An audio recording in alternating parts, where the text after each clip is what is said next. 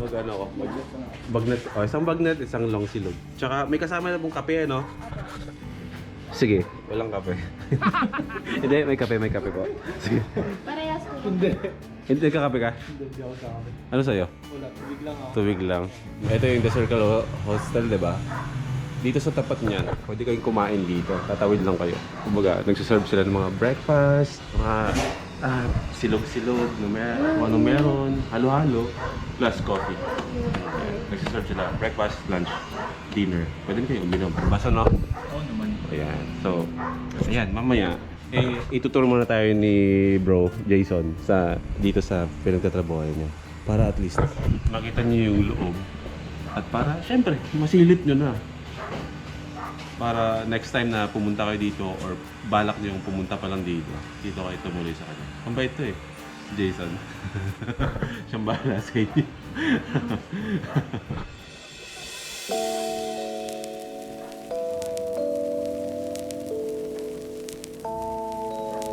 Fact muna, first timers.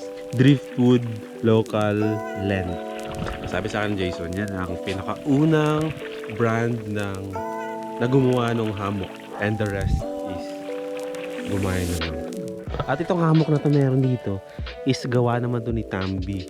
Yung brand niya na 3 Hugs. So locally made, matibay, lagang 950. Ang ginagamit na materyales dito is pareho lang dun sa materyales nung ni Kulas. So yun, sasamahan tayo ni Jason. Saan tayo magsisimula, bro? Quick tour lang dito sa ano mo, sa lugar mo.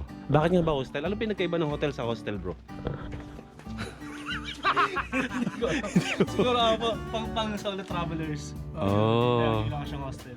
Okay. So ano itong area ay papasukin natin ay anong tawag dito sa ano to? Co-ed. Co-ed. Dorm. Co-ed dorm. Pag-aakyat, huwag lang tatanggalin ang tsinelas. Tapos, ayan yung mga rules dito habang umakad kayo. So, ayan. Stig bro. Ito siya. Magkano naman ang rent sa ganitong mga bed?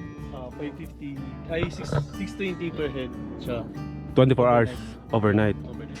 Pwede ito sa mga solo travelers. Pwede ba mag-walk-in or kailangan tumawag? Pwede walk-in, pwede rin tumawag at saka pwede rin kayong pa-reserve sa The Circle Hostel. The Circle Liwa na page, may ganun ba? Meron din.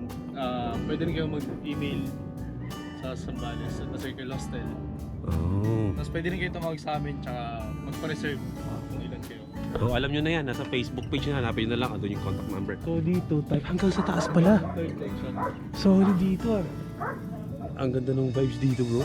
So kung dito ka, solo traveler ka, magkakaroon ka talaga ng mga kaibigan dito bro. Oo, magkakaroon na. Oo, magkakaroon ng mga kaibigan dito. So hanggang 3rd level may tulugan. Ganda, solid. O yan ah, 620 lang ang rent sa ganitong bed. May libre na ang mga bagong kaibigan. Tsaka hindi siya maalog, no? Kasi usually ayaw mo nang may... Oh, hindi siya maalog. Oh. Hindi siya maalog. Unless Wag wag sasama sa isang bed. So ito yung common CR nila, pang lalaki, saka pang babae. Dito bro, anong area naman to? Ladies dorm naman siya. Ha? Ladies dorm, pang babae lang. Pang babae lang dito? Pang ladies dorm lang siya. Ayan, basta babae dyan. Pang babae lang. Front desk, kung saan pagbabayad ka or mag-hello ka para mag-check-in. Diyan si ate, hello po! Yan. At ito, dito explain, merong free breakfast tayo dito. Free breakfast every morning until 7, start 7 until 10. PM. AM. AM. Kape, tsaka pandesal. Banana. And peanut butter. And peanut butter. Kadalasan anong ginagawa dito bro? Boodle fight kadalasan ginagawa dito. Kaya nakaset up siya ng ganito. At si Jason na nagluluto ng boodle fight nila. Magkano ang bayad sa isang boodle fight bro? 170 per head. Per head. Per head siya. Siya. Ayun. Hindi, pag sinabing boodle fight, halo-halo na yan. Halo-halo. Seafood, liempo, crabs, mga ganun ba? Gulay. Gulay. Yun.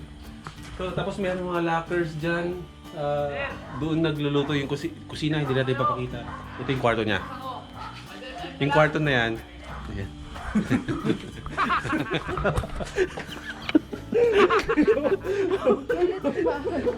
Tara, pasukin na natin yung pinakamagandang lugar ng The Circle.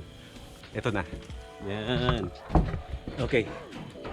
Ito bro, anong tawag mo dito sa lugar na to? Common area naman. Common area. Kung saan Kung saan tumatambay lahat ng mga guests namin. Tsaka dito rin nag-inom at tsaka nag-relax din. Tsaka pwede rin kayo mag-charge ng Phone mga or gadgets mo. Kadalasan na mga nakikita nyo sa mga Instagram, mga naka-hashtag liwa dyan. Iba-iba yung kulay ng mga beanbag. May mga sulat ng mga quotes na positive quotes sa buhay. At yun, may mga pangalan na rin ng mga magjojowa dito. Actually, dito kami uminom kagabi. Dito. Dito kami uminom. Nakailang beer din kami at ang dami namin pulutan. Kahit na bumiyahe ka mag-isa pumunta dito, bumiyahe ka na ang single, Babalik ka ng taken. taken.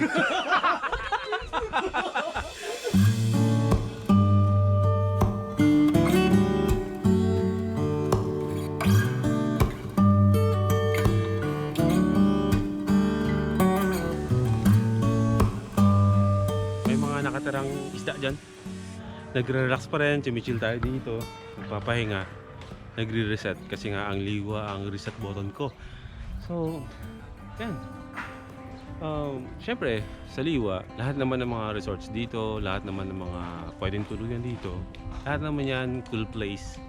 Pero, ngayon, dadalhin ko kayo sa isa, hindi lang pala sa isa, kundi sa nag-iisang pinakamapayapang lugar dito sa liwa. Kung saan, ito lagi yung pinupuntahan ko talaga. Dadalhin ko kayo sa Riverside Liwa.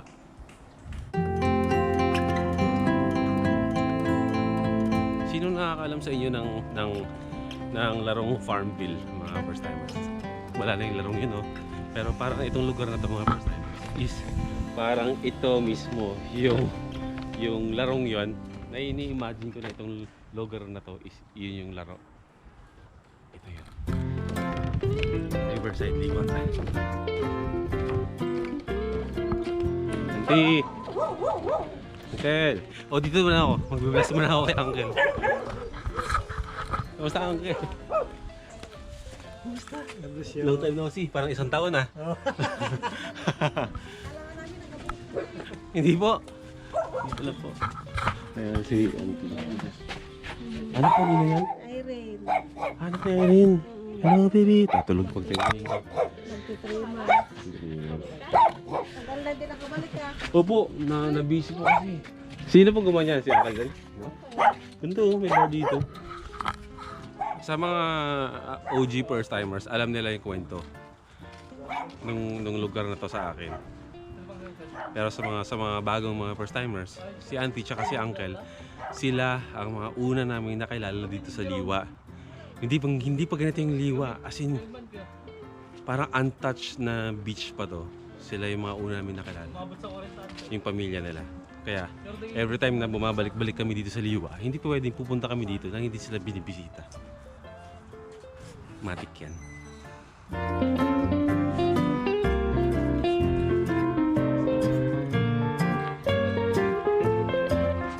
Papakilala ko sa inyo si Jerome. Ito yung nagturo sa akin mag-surf. Na hanggang ngayon ay wala namang. Huwag mo akong pagtago.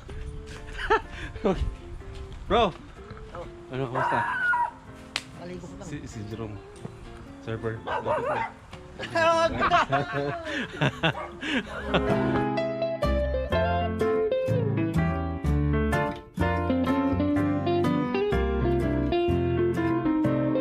So obviously, alam ninyo naman siguro na kaya tinawag na Riverside to mga first timers is literal na mayroong river dito.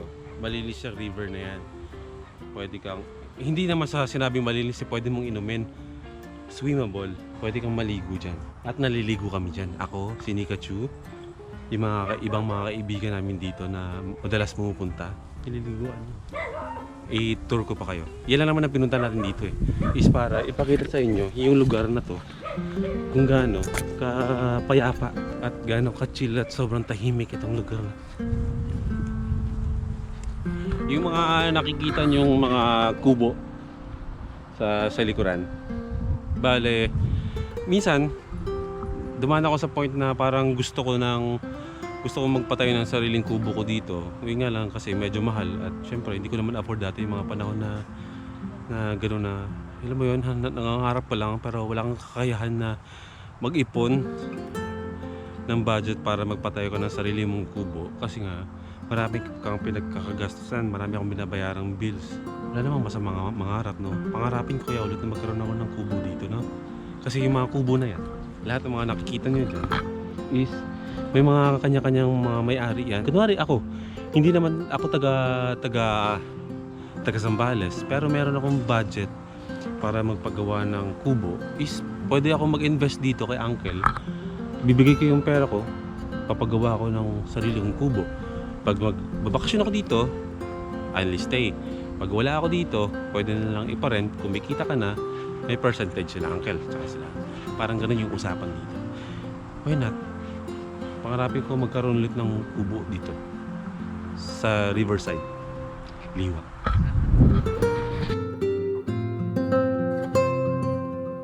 May mga nakalagay na mga hammocks dyan na kahit sino pwedeng umupo dyan, umiga dyan. Magdala kayo ng beer, chill lang kayo dyan, matulog kayo kung likod ng Riverside. Basta kung iinom kayo sa mga lugar na ganito, drink responsibly lang mga first timers kasi mahirap uminom na naliligo. Para na rin sa ano na rin yun, para hindi kayo mapahamak. Testig yun ah! Sakay ako? Hindi ba? Kaya ba yan? Son, na dalawa tayo, Son? Tingnan nyo. Parang lulubog ako dyan, bro. Pag dalawa tayo, lulubog yan. Hindi na ako kilala ng ibang aso dito. Alam mo ba yung dog ko kanina? Ah.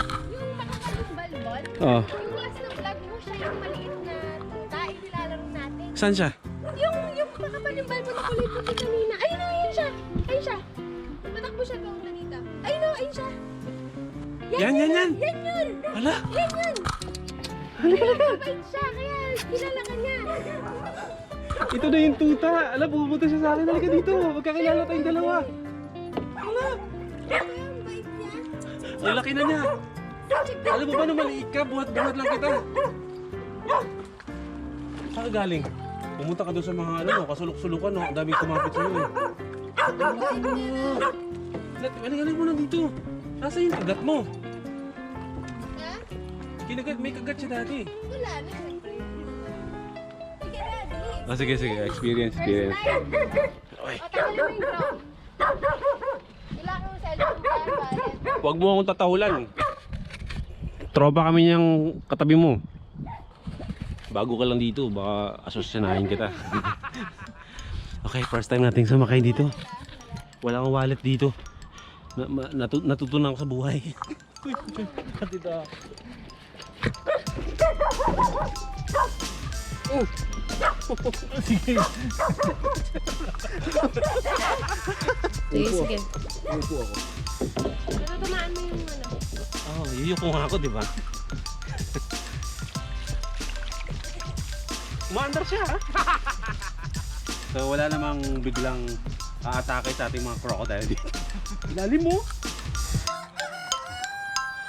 Tignan niyo kung gaano kalinaw yung tubig.